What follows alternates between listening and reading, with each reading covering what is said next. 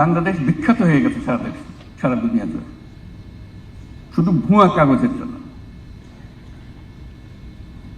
Japan গেলাম, শুনলাম তাদের বহু লোক দরকার। আমরা বলি যে আমরা লোক নিয়ে বসে আছি, কত লোক লাগবে বলো। আর কোন কোন দেশ থেকে তোমরা লোক, ইতিমধ্যে তারা লোক নেওয়া শুরু করেছে, সেটাই আপনাদেরকে জানানোর বিষয় আমার। ইন্দোনেশিয়া থেকে লোক নিচ্ছে, আরো কোন কোন দেশ থেকে লোক নিচ্ছে, নেপাল থেকে লোক নিচ্ছে। এবং নেপাল থেকে খুব সম্ভব যখন জাপান ভিজিট করি গত বছর, ইতিমধ্যে তারা 7,000 লোক নিয়ে গেছে নেপাল থেকে। জিজ্ঞেস করলাম বাংলাদেশ থেকে কত, যেটা দেখো অতি নগণ্য পরিমাণ, 1,000-2,000। তেমন নেপাল থেকে চলে গেল 7,000, বাংলাদেশ থেকে যেতে পারলো না, এটা কোন ধরনের কথা হলো? কোন ধরনের সরকার হলো এটা? তেমন কত লোক লাগবে বলে আপনি যত দিতে পারেন। তা আমি তাৎক্ষণিক বললাম যে আমরা 1 লক্ষ লোক পাঠাবো। আর কি বলতে পারি, এসব সংখ্যা বলা, সে যখন ওপেন এন্ডেড একটা কথা বলেছে, তারা বলছে হ্যাঁ আমরা 1 লক্ষ নেব। আমি অবাক হয়ে গেলাম, তারা 1 লক্ষ লোক, আরো বেশি বলতে হতো, আরো বেশি রাজি হতো। আমি বললাম যে 5 বছরে 1 লক্ষ, 1 বছরের লক্ষ তো পাঠবো বুঝতেছি, কাজে একটা কথা বলতে হয়। বললাম যে 5 বছরে 1 লক্ষ লোক পাঠাবো, যতদিনে পারো, তোমার কোনো অসুবিধা নেই, যত পারো। শর্ত কি? জাপানি ভাষা জানতে হবে, তার একটা স্কিল থাকতে হবে, এই হচ্ছে শর্ত, আর কিচ্ছু নেই। আমি খুব সোজা একটা জিনিস নেবার জন্য সরকার বসে আছে, দেশ বসে আছে, জাপানের মতো দেশ। চিন্তা করেন, কেউ যদি জাপান যায়, 5 বছর 2 বছর কাটিয়ে আসে, তার ভাগ্য কিরকম খুলে যাবে। আর ফিরে আসবেই বা কেন?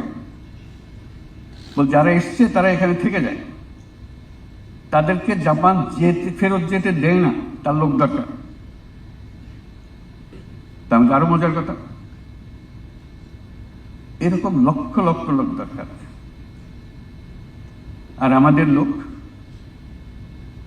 কাজকর্মহীন অবস্থায় আছে। কত বড় একটা সুযোগ আমাদের বোঝালো। জাপানের বহু শহরে বাস সার্ভিস, ট্যাক্সি সার্ভিস সব বন্ধ হয়ে গেছে। কারণ কি? ড্রাইভার নাই। বলে যত ড্রাইভার পারো পাঠো, আমাদের শহরগুলো চালু করতে হবে। আবার মাইলের পর মাইল গ্রামীণ এলাকা ফাঁকা পড়ে আছে। আগে কৃষি কাজ হতো, কৃষিতে খুব উন্নত দেশ ছিল, তারা they are very proud of their agriculture. জনশূন্য বিহীন, মানুষ নাই, জন নাই, বাড়িগুলো শূন্য পড়ে আছে, ট্রাক্টর ইকুইপমেন্ট সমস্ত পড়ে আছে। তো তোমরা লোক পাঠাও এগুলো যাতে আমরা চালু করতে পারি। সেই কথার সূত্র ধরে বহু লোক আসা যাওয়া করলো, জাপান থেকে আসলো, জাপানি যারা নিয়ে যাবে তারা আসলো, তাদের সঙ্গে বৈঠক করলাম। তার মধ্যে একজন বললো যে আমার কারখানা এখন বন্ধ হওয়ার উপক্রম, আমার 5,000 শ্রমিক কাজ করে আমার এখানে,